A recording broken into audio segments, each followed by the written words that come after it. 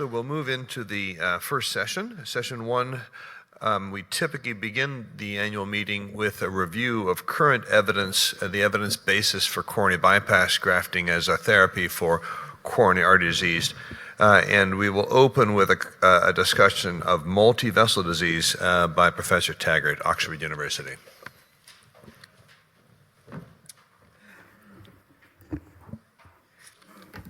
Thank you and good morning again. And again, thanks to everyone for giving up their time and expertise to come to this meeting.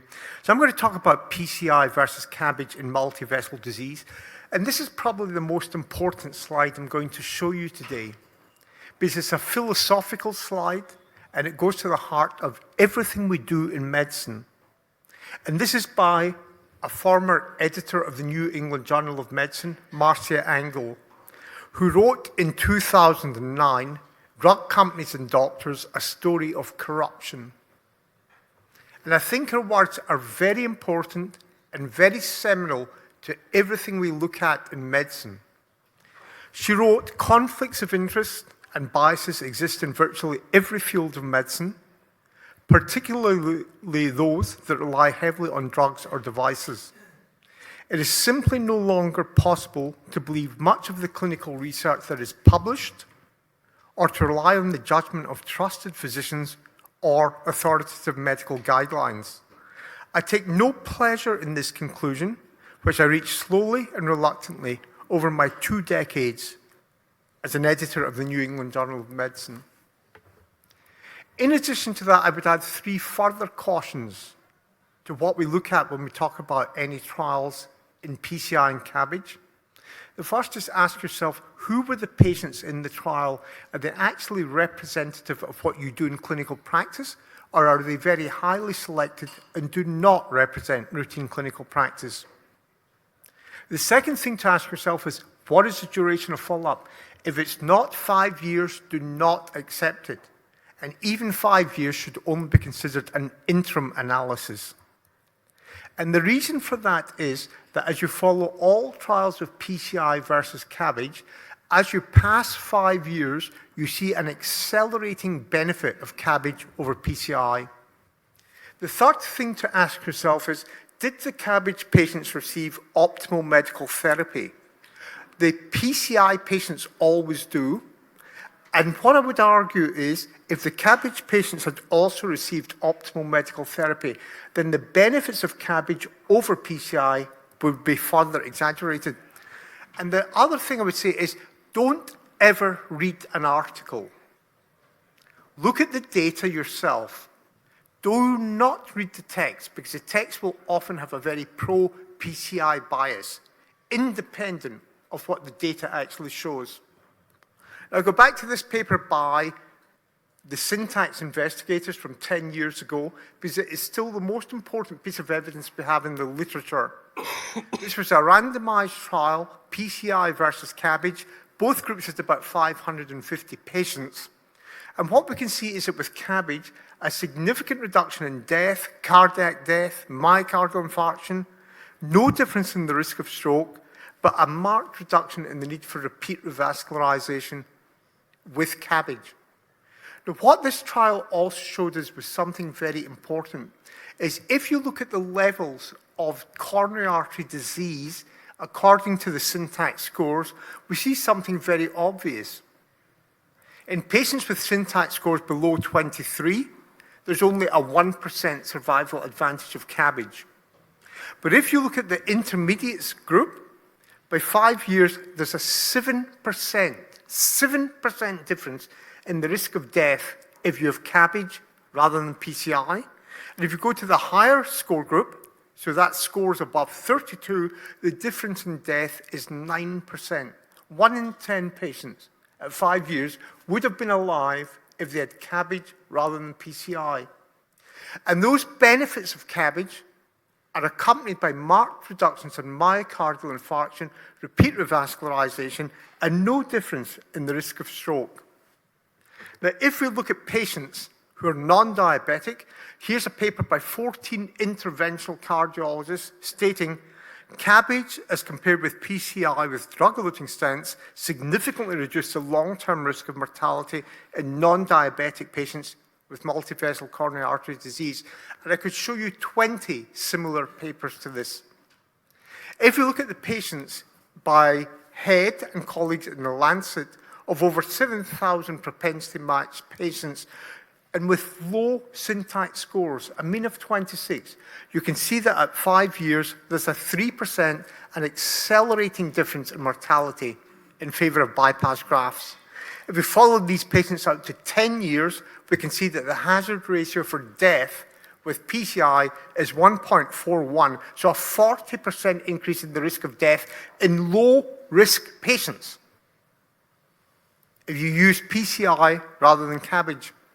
So the FAME3 trial, which John will talk about tomorrow, was 1,500 patients with 3-vessel disease, and this was meant to address the difficulties in the syntax trial.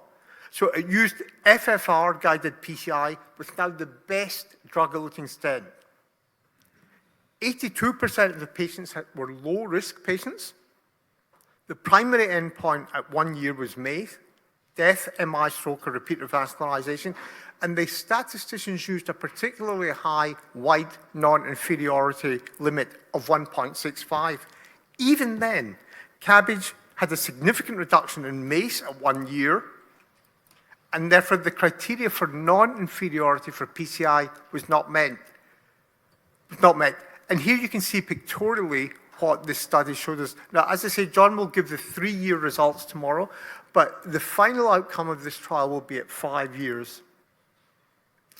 If you look at patients with diabetes, then we can see the most important study is the FREEDOM trial, which showed in 1,900 patients with relatively low-risk coronary artery disease that there was a significant improvement in survival at 8 years in terms of CABG, measuring about 6% in absolute difference. And again, these were relatively low-risk patients.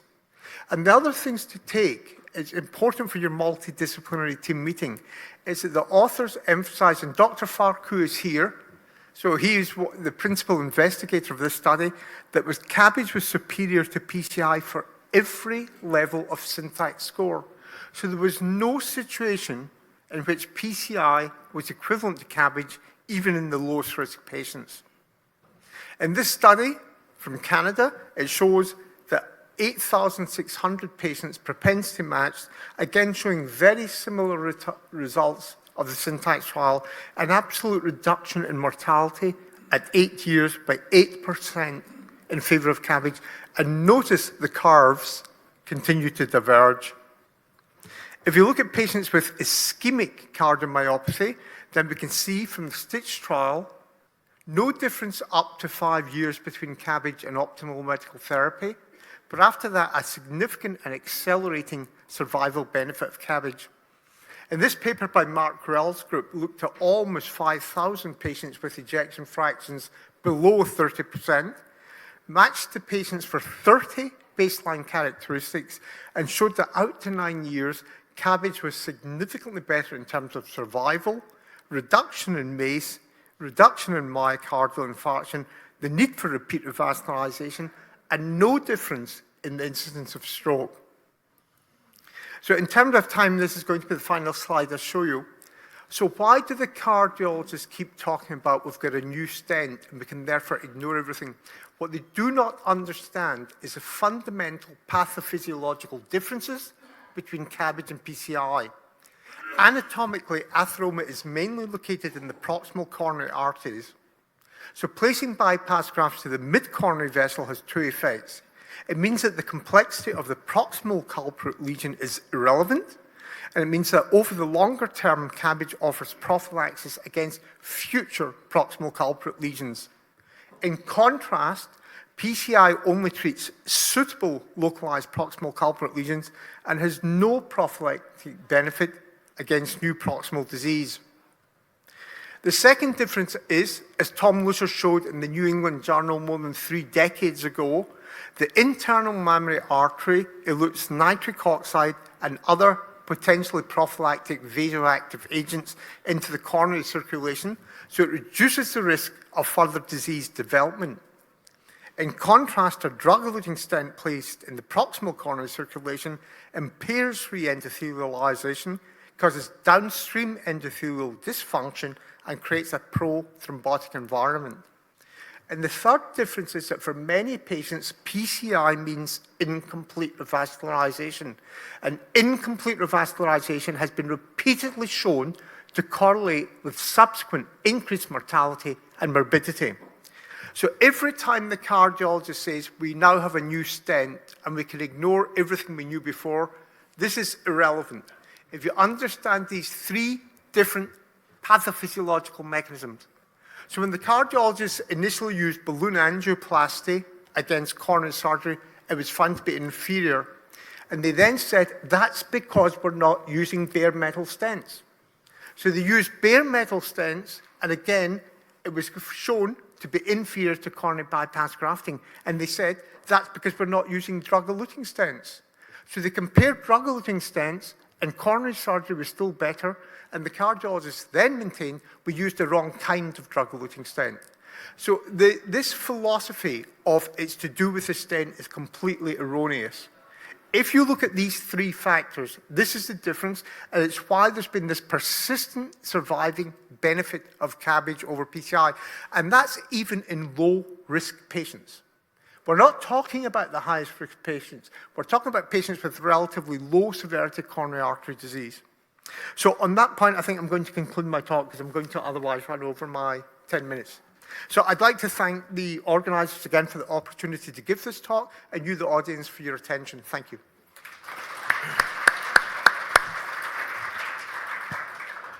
Our next speaker is a world authority in coronary surgery and a dear friend. Dr. Joseph Sabik has taught me a lot about coronary surgery. We've had a lot of fun conversations over the years, and he's going to address the topic of left main coronary disease. Dr. Sabik. Thank you, John, and thanks for that nice introduction. You know, it's always fun to follow David because David gets the audience really revved up, right? Because he's such a phenomenal speaker, and he really understands the literature probably better than anyone I know. You know, I'm going to talk obviously about left main disease, but I think you're going to see a lot of corollaries between what Dr. Taggart just talked about and what I'm going to talk about. You know, these are just my conflicts of interest. Obviously, probably the most important one is that I'm a coronary surgeon, just like all of you. What I would like to talk about today is, first of all, what do we know about left main stenosis and coronary surgery? What do we know about left main stenosis, coronary surgery, and PCI? Why is CABG the best thing we can do for patients with left main disease, and why it should be the preferred therapy for left main stenosis? Well, let's start. What do we know? You know, if we think about the basis for coronary surgery in left main disease, we have to go back to the randomized studies of the 1970s. I mean, as David was talking about, that was 50 years ago. And about 140, 150 patients from the VA study were randomized to either surgery or medical therapy. And those that had surgery lived longer, had fewer MIs, and less recurrence of angina. And at 5 years, they had a 20-month survival advantage. Left main disease, 20 months in 5 years. Really incredible. And that's it. There's really been no other study looking at medical therapy versus surgical intervention, or honestly, PCI as well. But I think it's so overwhelming, it's kind of like the parachute. Do we really need people to jump out of planes without parachutes to know that parachutes work? Revascularization works in left main disease.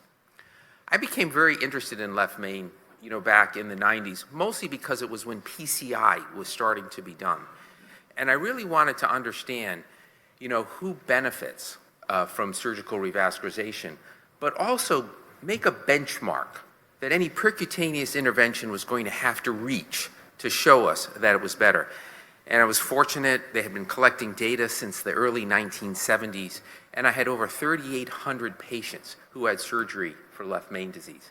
Importantly, I think this population is very representative of people who present with left main disease, because back then there was no PCI being done. And so all patients who had greater than 50% left main were referred to surgery. I think the first thing we learned, and this is very important, is that the vast majority of people do not have isolated left main disease. Only 4% have isolated left main disease. Over 50% have triple vessel disease. And you just heard from Dr. Taggett that patients with triple vessel disease do best with surgery. So this is incredibly important when we think about randomized studies of CABG versus PCI in patients with left main disease. The first thing you need to remember is patients with complex disease, triple vessel disease, are removed from those studies. So the majority of people with left main disease are not even in those studies, and those studies are not applicable to them. The second thing is if we look at the risk factors for surgery, you can see the normal things like patient demographics, comorbidity, some cardiac, and some operative things that we do. But importantly, what I want you to take away from this slide is that the degree of coronary disease, whether they have isolated left main, single, double, or triple vessel disease, does not influence the outcome of surgery. Please take that away as well, and I'm going to show you why in a minute. Importantly, if we then look at those risk factors, we can model. If we have a young, healthy patient who doesn't have a lot of comorbidities, they have a 92% survival at 20 years after coronary surgery. Show me any therapy in the world that is that good. There is none. But if we have a very high-risk patient with a lot of comorbidities, we can see their 10-year survival is quite poor. So I would argue that sometimes as we think about the therapies, these very young, healthy patients should be having surgery because what we do really lasts. So I think we can summarize what we learned is that left main disease is rarely isolated, and 80% of the time is with double and triple vessel disease. These high Syntax score patients clearly should have surgery. Outcomes after CABG are related to patient comorbidities. CABG appears to neutralize the effect of the extensiveness of coronary artery disease in terms of long-term outcome, and we can have excellent long-term results in low-risk patients. Well, what do we know about left main stenosis, PCI, and CABG? And as David had talked to you about, Syntax is a phenomenal study, and I know you guys are going to honor Dr. Soroyce, and I take my hat off. Incredible study, but incredible study to show the benefits of surgery. When we think about left main, there really weren't any differences when you looked at the entire group. And that's what really spurred Excel and Noble, which I'm going to talk about. But as David so very nicely talked about, in patients with triple vessel disease, CABG was the overall winner. It was the overall winner in MACE, it was the overall winner in mortality, in MI, with no increase in stroke. And I'm going to talk to you about why that is. As I said, that when you have coronary surgery, the long-term outcomes are not dependent on the extensiveness of coronary disease. And we can look at that as either 1, 2, or 3 vessel disease, or we can look at it by Syntax score. And if you look at the long-term outcomes of surgery in patients with not very extensive coronary disease in left main, or moderate disease, or severe disease, we see the same thing. The outcomes are the same. Surgery has a constant result independent of the extensiveness of disease. Well, is that true for PCI? It turns out not to be true. So here's patients with low complexity, here's patients with moderate complexity, and perhaps patients with severe complexity. So very different revascularization strategies with very different factors that are dependent on outcome. It doesn't matter how diffuse your disease is if you have coronary surgery, but it does matter on PCI, and we're going to talk about why, and David talked about why in a minute. And if you look at the Syntax results, all the way over to the left is the entire group, in the middle is left main, and to the right is triple vessel disease. And as you can see, as David had pointed out early, surgery is a winner for triple vessel disease, but it's not until you get to complex disease, that lower box, that left main matters, if you go by the Syntax score. And the reason for that is in the Syntax score, they give this incredible weight to having left main stenosis. And so patients are shifted differently and grouped differently. And it's just a function of what it is because left main was given such a high Syntax score. But if you look in that lower box, that's the box that is excluded from Excel and only a small number of patients in Noble. Those are the patients with double and triple vessel disease. I would argue 70% of the patients in the left main universe. So as David had talked about, it's really important to look at the group of patients being studied in these studies. And the majority of patients with left main disease were not compared because in the design of the studies, the investigators, the PIs, knew that those patients are better treated with surgery. There was no equipoise. So again, PCI, the outcomes are related to coronary artery complexity, but CABG is not. So Excel, and for all conflicts, I was one of the surgical PIs. David was the surgical lead in the study. I think John was the North American lead. We had really great surgeons, to work. I think one of the things that if we all would have done differently was our perioperative MI definition. We used an enzymatic one. I know John this morning is going to talk a little bit about how you choose that endpoint, how you define perioperative MI influences the outcome of the study, particularly in the composite endpoint. But I'm going to hope to show you why I think Excel was a real win for surgery. As you can see at the top, when the randomized component meets eligibility criteria, those were patients who had non-complex coronary disease. As you know, the curves crossed at 3 years. The coronary surgery results were worse in the CABG patients, really due to that definition of perioperative myocardial infarction. But as you can see, these curves cross and separate out to 5 years. But importantly, if we take that composite endpoint out of the picture and we look at the individual endpoints, you can see at 5 years, mortality was higher in PCI patients. Although stroke was numerically higher in the surgical group, it was not significantly different.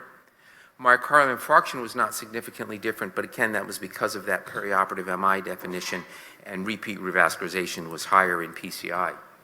But one of the things that we did is that we broke down the results in the first 30 days, in the first year, and then out 1 to 5 years, and looked at it by the composite endpoints.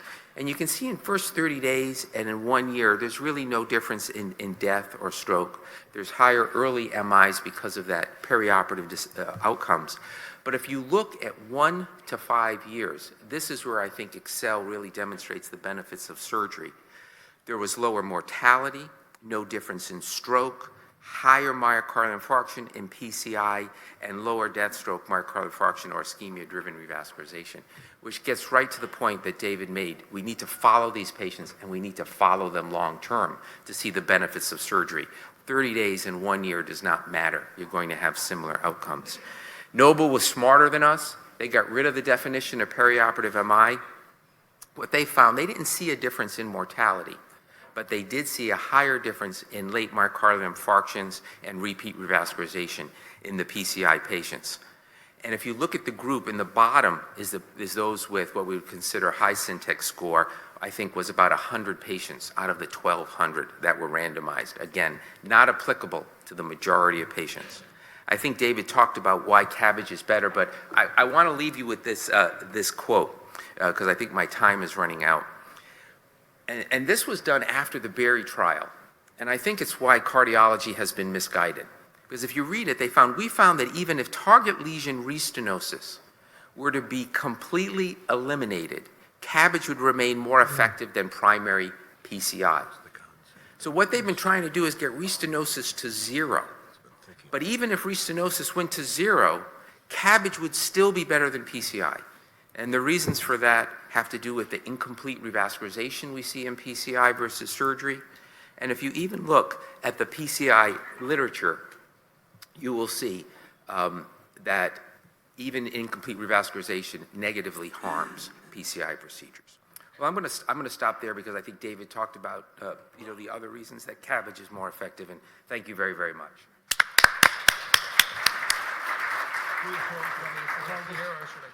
So we've spent the last 20 minutes kind of beating up on the cardiology community, and so the next speaker, of course, is a cardiologist. He's also a dear friend, an intellectually honest man who has been a leader in the field of comparative effectiveness trials, and he's the father of the Freedom Trial, Professor Michael Farquhar.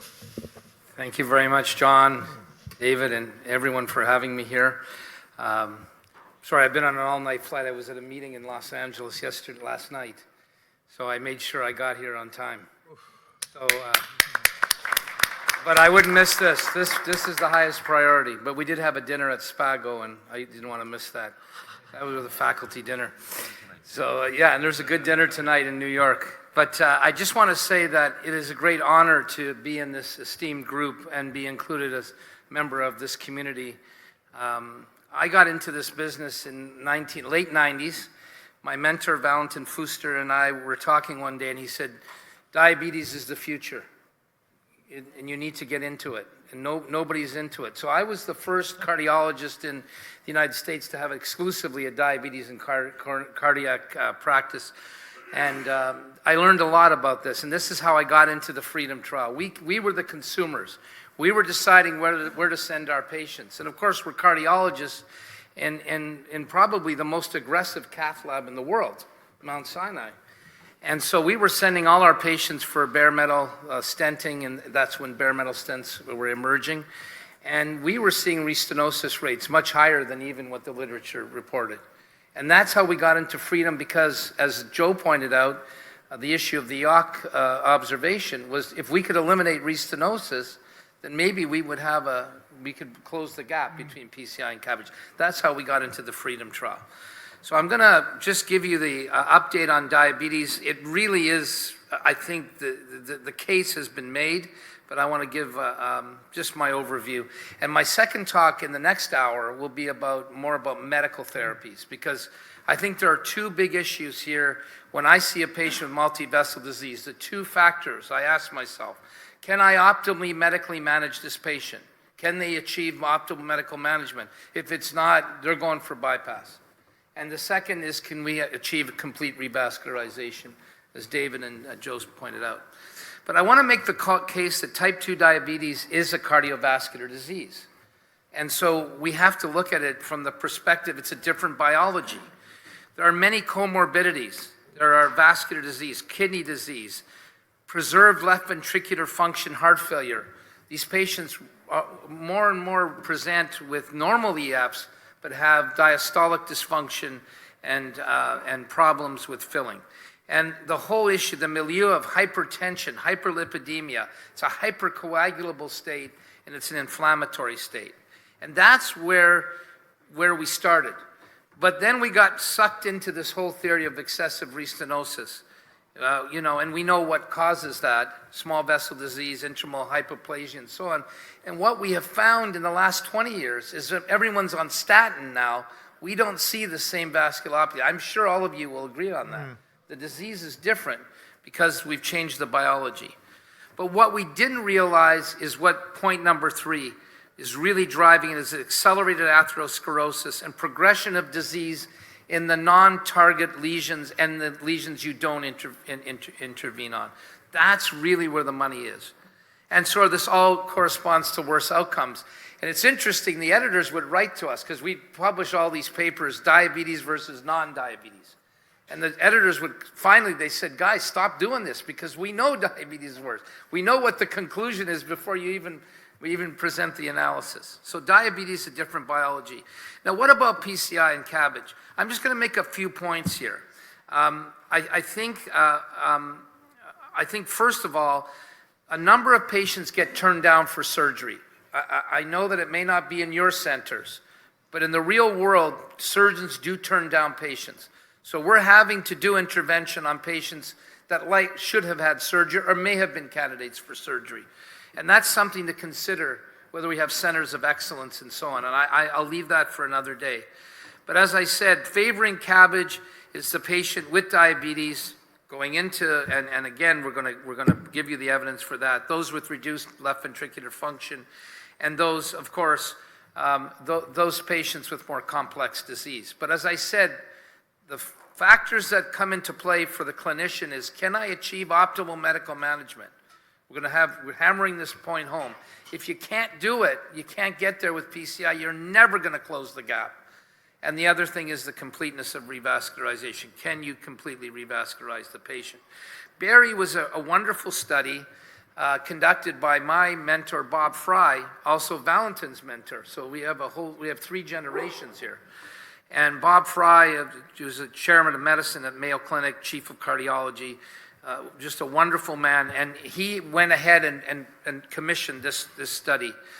And there were non-diabetic patients in the top curve. We're showing no difference in mortality out to 10 years if you had CABG or PTCA, plain old balloon angioplasty. Versus in the diabetes group, there was this huge 12% excess in mortality. And I love David. David, I loved your talk. I always love your talks. But the one thing that you do that's really well is you talk about absolute difference. We can talk about relative difference, but absolute difference translates to number needed to treat. So if your absolute difference is 10%, you only need to treat 10 patients. So just to put it into perspective, thrombolytic therapy in acute MI versus no thrombolytic therapy, number needed to treat 33. 33 is the number needed to treat. And yet with left main disease, it's in the range of maybe 6 to 8 patients if from the earlier data and not so much from the recent trials. But the fact remains absolute difference of 12%. That means you only have to treat 8 patients to save 1 life. And so how did this come about? I just want to tell you a quick story. I promise to be brief. This came about because the Data Safety Monitoring Board, nobody even thought about diabetes, non-diabetes in the Barry era. Ward Kennedy was the chair of the Data Safety Monitoring Board. He was worried about nephrotoxicity from contrast. So he said, let's look at diabetes versus non-diabetes. That's how this came about, and they almost stopped the trial for this. Now, the issue of the challenge, this is a case of Samin Sharma. I've shown this many times. At Mount Sinai, proximal to mid-LAD lesion. We put in a drug-eluting stent. Everybody goes home. Look at the picture. We've solved the problem. But there are a lot of other lesions along the highway here, along the LAD and circumflex, and there's a total occlusion on the right. Nobody talks about that. So the idea is when you bypass the patient, you actually bypass these non-target lesions. And they are the culprits of the future. And if your LDL is high, or you have hypertension, or you have out-of-control risk factors, you're going to develop disease in those arteries. That's why we'll never close the gap if we don't have optimal medical therapy. And what's even more interesting, and I don't have time to show it, is CABG patients benefit more from optimal medical therapy than PCI patients. And that's something that people don't really realize. And I don't understand the biology of it, why that's the case. But if you actually optimally medically manage, the difference will become even exaggerated. Now, this is a very important paper that brings home the point of medical therapy, non-target lesions. This is done by Don Cutlip. This is my favorite slide in coronary disease in the bare metal stent era. No CABG, these are just bare metal stent patients, and attributing CV event either to the target lesion or the non-target lesion. You see in the first 18 months or so, most of the events are happening at the target level. You have restenosis, you have spontaneous MI, you have and other events, stent thrombo, and other events. But after the first 18 months, it's the non-target lesion that's attributing the events. If you don't treat systemically the patient, you're going to have progression of disease. And Syntax obviously showed this. But what's interesting is the primary endpoint. Think about this. This is a well-done study, great investigators. The primary endpoint was at 12 months. 12 months. Yeah. I mean, it's almost outrageous to think about this at this point. And the fact is they included revascularization in the primary endpoint, and of course, they did not meet non-inferiority. It was inferior PCI to CABG. But at 1 year, if you add up all these events, death, MI, and stroke, they're equal. So you could walk away, and a lot of people did from Syntax say, yeah, you have to revascularize a few patients. But look, the events are the same. We know that's not the case. So I agree with David, 5 years minimum, and we should have long-term follow-up. I like to follow patients until the curves start to converge again.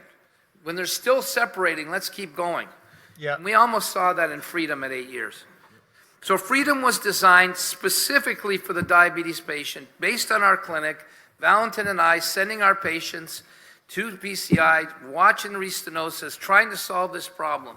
From the get-go, Valentin believed that CABG was superior. I thought the trial would be neutral, I swear. And I don't know how I could say that now, but I thought we were going to close the gap. And so we randomized patients to multi-vessel stenting with any drug-eluting stent versus bypass on or off pump. And we mandated that every patient have optimal medical therapy. And in the end, 90% of patients were on statins. But did we achieve the LDL goals? We weren't so successful, maybe in a third of the patients. So that's the other thing. You know, PCI, they'll tell you we get patients well controlled. It's not the truth. So in Freedom, we saw the primary endpoint of death, stroke, and MI out to 5 years. Again, there's an early hazard to bypass. We saw more excess stroke, actually. We did not count peri-procedural MI. You had to have Q waves to have a peri-procedural MI. It was very high bar.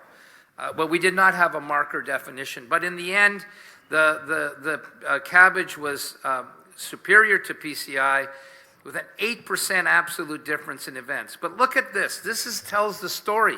This is spontaneous MI after the initial period.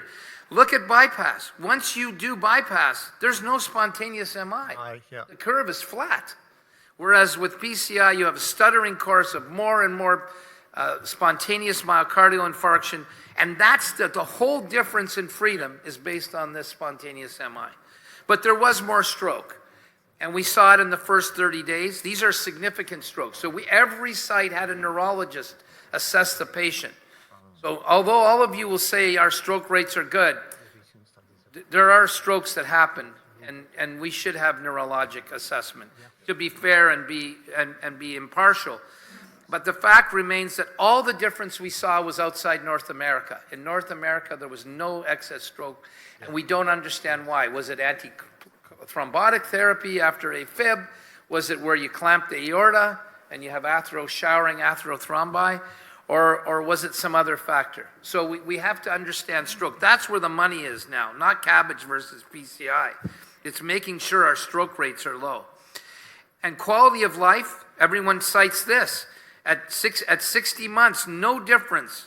Quality of life equal. But this does not adjust for the excess in mortality and the repeat revascularizations that are necessary to achieve it. But this is the argument that the PCI patients will make. We did do a meta-analysis of the randomized trials in the bare metal stent and drug-eluting stent era. We saw no difference. As David pointed out, there's no difference. You can use the gold embossed, absorbable, mega stent, whatever you want to put in. You're not going to make the difference up on that basis. And David eloquently pointed that out. And of course, all of these were meta-analyzed by Stuart Head. All the trials, including all the patient-level diabetes patients, showing that the difference is about 5% absolute. Again, 5, 6, 7, 8%, we're seeing it consistently in favor of bypass surgery, and you see the curves diverging over time. Who knows where they would be if we went out longer into 7 or 8 years. Freedom confirmed this. We showed this already, that in the long-term follow-up, there was a surgical advantage for survival for the surgical group. And we changed the guidelines immediately. Why did we change the guidelines? Because we had everyone was on the committee. We said, who are the top interventionists, top surgeons? We had John, we had Michael Mack, we had Craig Smith. We had everyone at the table. The only center that turned it down was Joe's center, Cleveland Clinic. They said, this trial should not be done. Maybe they're right. Maybe they were right? So Cleveland, I don't blame them. But they were the only center that turned it down. Mayo, for money, turned it down. We couldn't pay them enough, but they served on the events committee. But we changed the guidelines because we had everyone at the table. We had Marty Leon, we had Craig Smith, we had all of these folks at the table. John, you remember this? And we agreed, this is the protocol, and we changed practice within 12 months. We got to change the guidelines quickly. We're going to save lives. I'm going to close by just pointing out, even more importantly, why optimal medical therapy is important. I just want you to focus here. This is at 1 year. in the trial, 1 year where the LDL is achieved. You get the LDL to less than 70, which is a modest goal. PCI versus bypass versus optimal medical therapy is actually positive.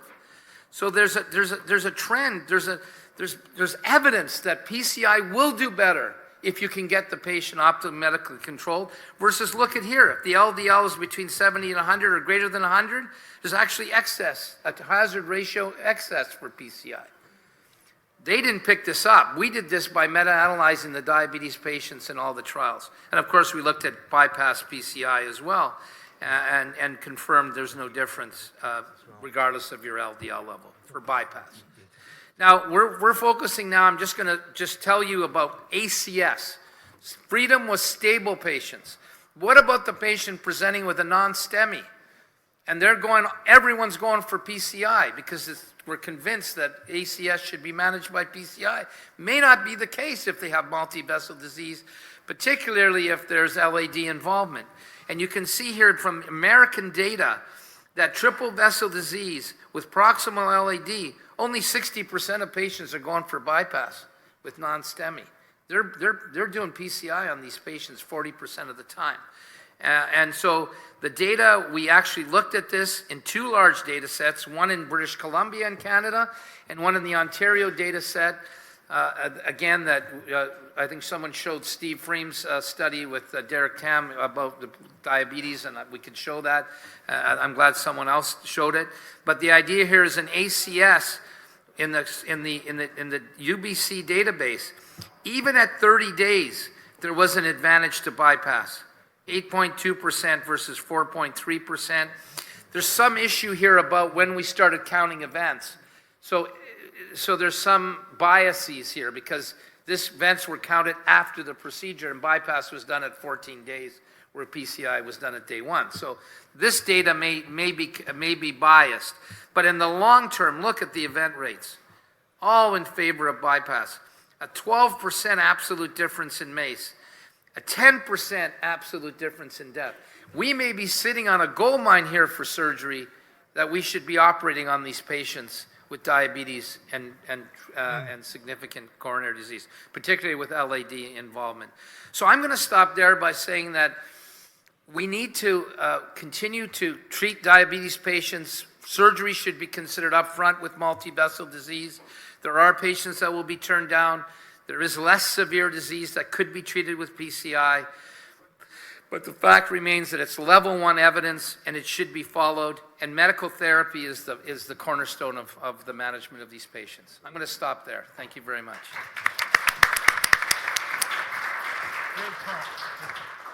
So our next talk is by my good friend and colleague, Professor Puskas. He's going to talk about the impact of definition of PMI in CABBAGE trials. I've got to say those are tough acts to follow, and I'll try to be brief. The impact of the definition of perioperative MI in CABBAGE trials is a very interesting topic, and one that I kind of dived into more this time than I have in the past. These are my disclosures. And I began by asking myself, just what MIs are we talking about? So it turns out there are 5 different kinds of MIs, right? And the one that most patients think about is the spontaneous MI that occurs due to rupture of a plaque. But when we're talking about PCI in CABBAGE trials, we're actually talking about type 4A, which is an infarct associated with PCI, or type 5, which is an infarct associated with CABBAGE. And interestingly, the definitions of these are somewhat different. So the first universal definition of myocardial infarction was in 2007 in Circulation, and it was different. It was the definitions for procedural myocardial infarction, which is type A, 4A rather, for post-MI, and type 5 for CABBAGE, were actually different. So threefold the upper limit of normal in biomarkers, whether it be CPK or troponins, constituted a difference for type 4A, but it was 5-fold plus a requirement for a new pathological Q wave or left bundle branch block or some other imaging evidence of myocardial infarction. So there had to be corroborating other evidence, not just the biomarker, and the biomarker benchmark was a little different. reflecting the different ways that we do revascularization with stents versus surgery. And there have been multiple iterations of the universal definition. In fact, the fourth is the most recent one, but it's minimally different from this third, which is the most commonly referred. And here's type 4A in the third universal definition. Now it's 5 times the upper limit of normal, and for type 5, post-CABG is 10 times, requiring the other corroborating evidence. So I'm going to show you 2 trials, the Excel trial and the Noble trial, and Dr. Sabik commented on these earlier. And I'm going to illustrate for you how the definition of peri-procedural myocardial infarction impacted the composite primary endpoint and therefore the take-home message of these trials. So Excel was a remarkable trial, screened almost 3,000 patients and enrolled almost 2,000, 1,900 patients, to have stenting or CABG for patients with unprotected left main disease. And they were followed at 1 month, 6 months, 1 year, and 5 years. So here's the primary endpoint. The primary endpoint was defined as death, stroke, or MI through 5 years of follow-up. And you can see that there's an early hazard for CABG, then the curves cross, but at the end of 5 years, the p-value, they had not separated enough for this p-value to be significant, and the conclusion was there's no difference in this composite primary endpoint, which mathematically is a true statement. But there were 3 distinct periods of varying relative risk. Early on, CABG had this upfront risk. Between 1 and 12 months, not much difference. And then after a year, between 1 year and 5 years, there was a significantly greater risk for this endpoint if you had PCI than if you had CABG.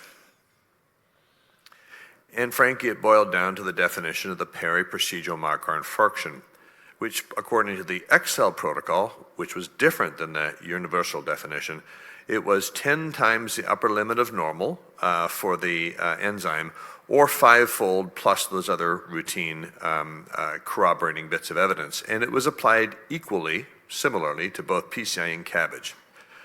Now, it's important to note that the protocol for the trial stipulated that the universal definition would be used as a sensitivity analysis and would be published along with the primary endpoint, and that wasn't done, and that produced a lot of controversy, which we're all familiar with, including a variety of letters. My partners in crime, Dr. Taggart and Dr. Gaudino, sent a letter to the New England Journal saying, hey, why didn't we see the UDMI data? It was the driver of the primary composite endpoint, and they weren't alone. There were several other articulate letters from different centers in the world, and so the authors were obliged to reply, in which they presented the definition, the data for perioperative, peri-procedural myocardial infarction by both definitions, but did not recalculate the composite primary endpoint. But here is the data, here are the data for the peri-procedural myocardial infarction by these 2 different definitions. Here's PCI, here's CABG. If you define it by the protocol, the event rates, in here we're subtracting CABG from the PCI rate. CABG is in the hole, it's worse by about 2 absolute %. But if you use the UDMI definition, and they chose the third universal definition, if you subtract CABG from PCI, actually coronary bypass is better by about 2%. So literally the definition of the peri-procedural myocardial infarction changed the event rate by 4-fold. It went from -2 to +2. Now, the same Excel database was then used in JACC in 2020 to actually report not just the different rates of MI based on the different definitions, but also to calculate the change in the composite primary endpoint. Interestingly, the abstract simply commented that the rates of peri-procedural MI after PCI and CABG vary greatly according to the different definitions, and the change that it made in the composite endpoint is not referred to in the abstract. Here are the changes that you see depending upon the 2 definitions. The protocol definition, the Excel definition, which was largely a enzyme-based definition, CABG is much worse than PCI, but if you look at the UDMI, the opposite is true. The PCI definition, the rate of perioperative MI for PCI doesn't change much based on the definition, but the CABG rate changes greatly, so the ratio changes. Here, CABG has about twice the rate of MI compared to PCI. With the UDMI definition, it's about half. And that doesn't matter whether you do it with MBs or troponins or a mix of MBs and troponins. It all comes out about the same. It changes things from 2x to 0.5x. And there's the difference. Now, buried in the paper in Table 1, they actually do calculate or recalculate the primary composite endpoint of death, MI, and stroke according to both definitions of periprocedural MI. And here, this is a difficult slide to read perhaps, but the bottom line is at 3 and at 5 years, the primary composite endpoint changes dramatically dependent upon the definition for periprocedural myocardial infarction. So that the reported endpoint at 5 years with the protocol said that there was no significant difference. The primary composite endpoint had an absolute difference of 2.8% in favor of CABG, but that did not reach statistical significance if you use the XL definition of MI. But if you use the UDMI definition, it's a 6.3 absolute percent difference in favor of CABG, and that is highly statistically significant. And the same is true at actually at 3 years. So those 50 papers or so that describe the XL outcomes for various subsets and different patient populations, all of which reiterated the statement that there was no difference in the primary composite endpoint, none of those were lies because they were based on the protocol definition of the periprocedural MI. But all of them ignored and did not mention the fact that it all hung on the definition of periprocedural MI. And if you use this alternative definition, the third universal definition, the opposite conclusion would be reached. So the bottom line of the XL trial is the rates of the primary endpoint, which is a composite, were not significantly different after CABG and PCI at 3 and 5 years when you use the protocol definition, the enzymatic definition, but were in fact greater after PCI compared to CABG at 3 and 5 years when the universal definition of periprocedural MI was used. Graphically, you can see it here. If you use the composite by the SKY definition or XL definition, there wasn't a significant difference. If you did with the UDMI, it favored CABG rather dramatically. Now, in the same JACC article in October of 2020, the syntax group calculated in the syntax database, that group of patients, what would have been the outcomes with alternative definitions of periprocedural MI. And they also concluded that the rates of periprocedural MI were highly dependent upon the definition. But they go on to mention in their abstract that this affects the event rates and the composite endpoints and the lethal prognostic relevance of the trial. And here's, actually I recommend the paper to you if you want to look at all the different definitions. This table provides the definitions used in the major trials, and it's a nice reference. But here's the take-home message. This is the rates of periprocedural MI according to the different definitions when you apply those different definitions to the syntax patients. And here you see with the UDMI database, the rates of periprocedural MI are low. If you use the syntax the XL or the SKY definition, they're very high. And that has a huge impact on the primary composite endpoint. And I'm going to briefly comment on the NOBLE trial. Evald Christensen and I both spoke at the meeting where he presented these data, and I asked him, how was it that you chose to not include periprocedural MI in your composite primary endpoint? Because in the NOBLE trial, which was left main patients, very much like XL, randomized to have PCI or CABG, their primary composite endpoint was death, stroke, and non-procedural MI or repeat revascularization. And I asked Dr. Christensen, a cardiologist, he said, well, we simply could not agree on a definition for periprocedural MI, so we excluded it. That was remarkably candid. And so they randomized 1,200 patients to have PCI or CABG. And here's the primary endpoint of death, stroke, non-periprocedural MI, or repeat revascularization. And you can see at 5 years, there's about a 10% difference. And PCI did not meet the non-inferior inferiority goal. Mortality is beginning to diverge at 5 years, but was not different. Non-procedural MI was the driver of so these are spontaneous MIs, not procedural MIs, with about 5% absolute difference in favor of CABG and about a 5% difference for repeat revascularization. Stroke, interestingly, in this trial was worse in PCI than CABG.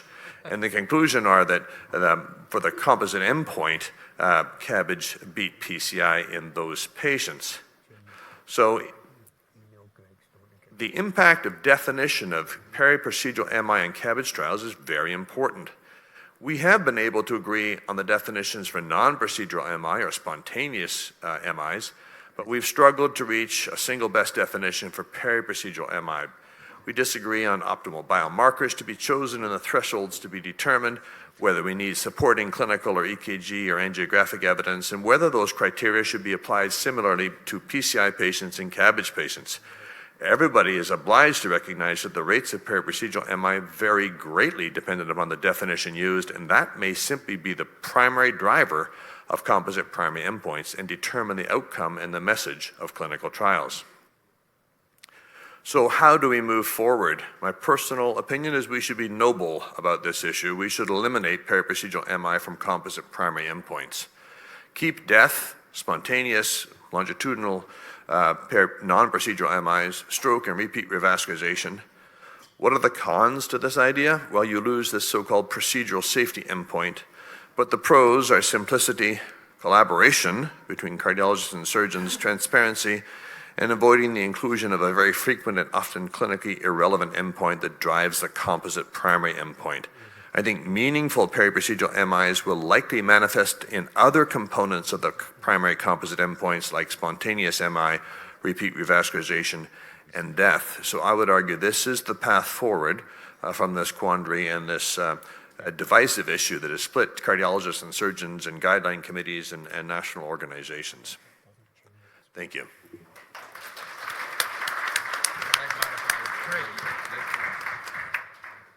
Great job. Okay, so next we've got Dr. Tom Schwan, who's going to tell us about the evidence basis for arterial grafts in CABG. Thank you, Dr. Schwan.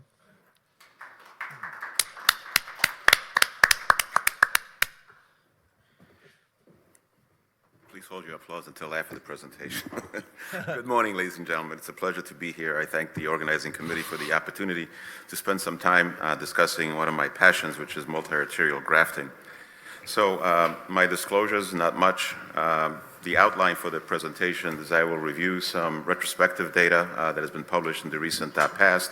I will also touch on some of the randomized trials that have been published in the recent past. I will summarize perhaps some of the risks associated with multi-arterial grafting, and then I will close on a positive note that for the first time, really, I think that we are seeing a palpable acceleration of adoption of multi-arterial grafting into clinical practice.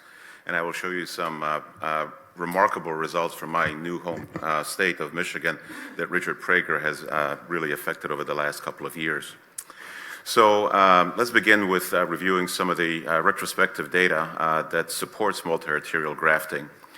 There's a lot of interest in multi-arterial grafting with an annual output of presentations and papers of about 50 to 70, as if you look in PubMed. This is one of the studies that was published by some of the panel members here using the New Jersey State database, showing that multi-arterial grafting is superior in terms of survival for patients with diabetes. Interestingly, on the right panel, despite that result, the utilization rate of multi-arterial grafting has declined in New Jersey from somewhere around 20% in 2000 down to about 10% in 2015, paradoxically.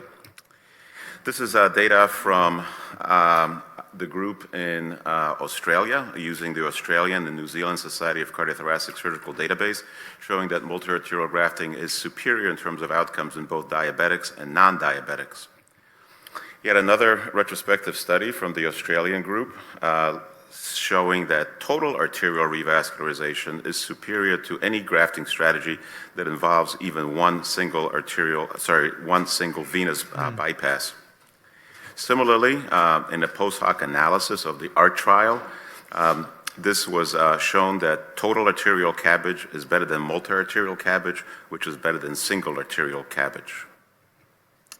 We also published our own results, looking at our own results from over 11,000 patients, where we show that if you have an increasing number of arterial grafts, that results in superior survival, and that is particularly true in patients who have had triple vessel coronary disease.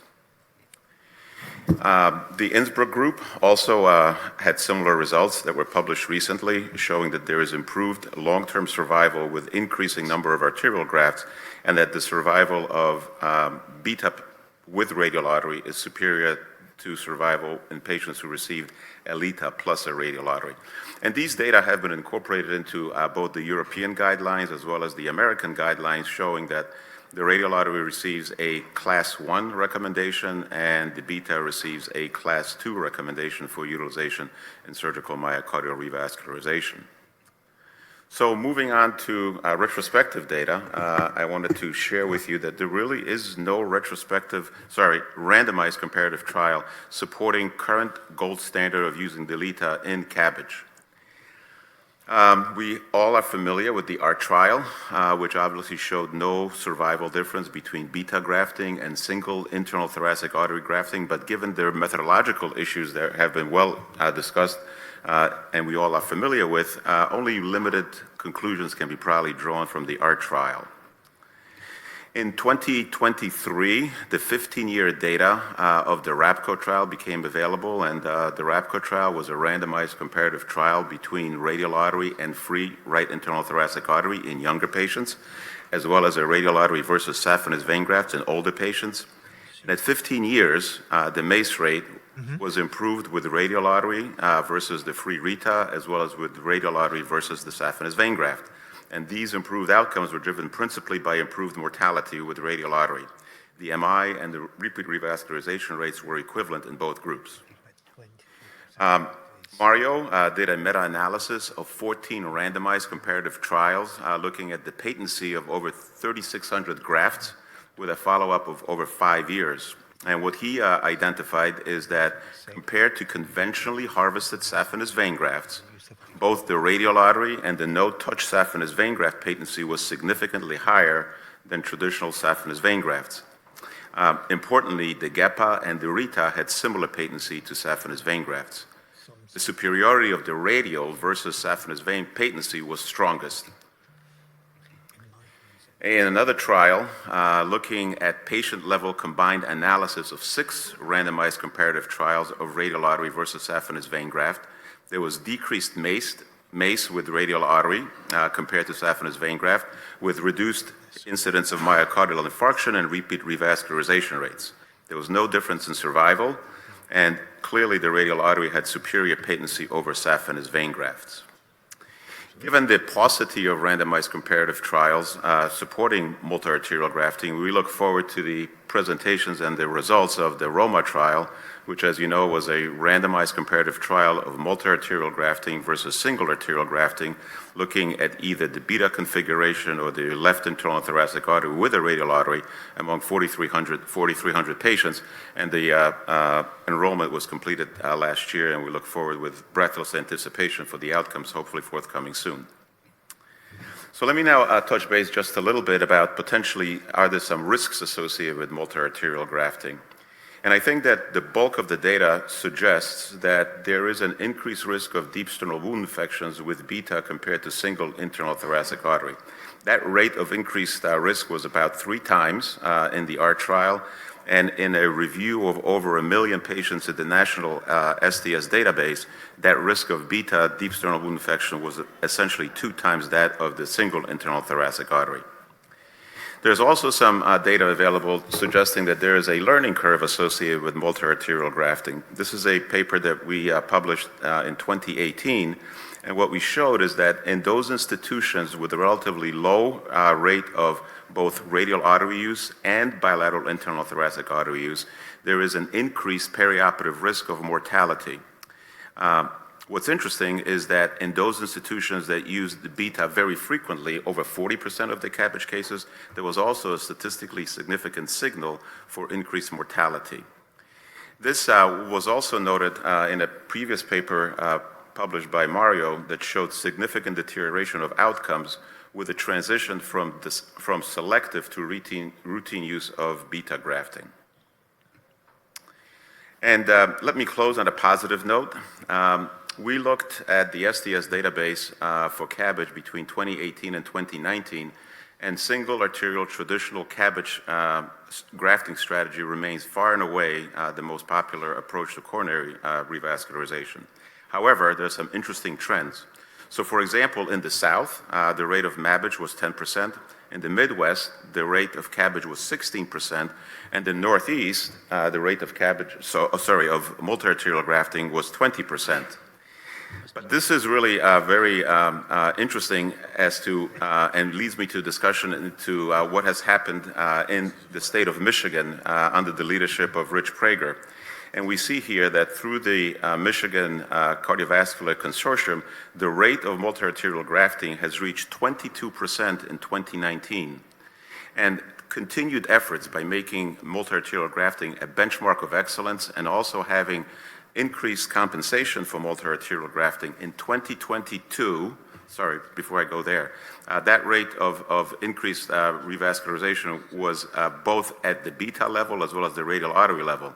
But what is remarkable was that in 2022, the rate of multi-arterial grafting in the state of Michigan across the 32 centers is 35%.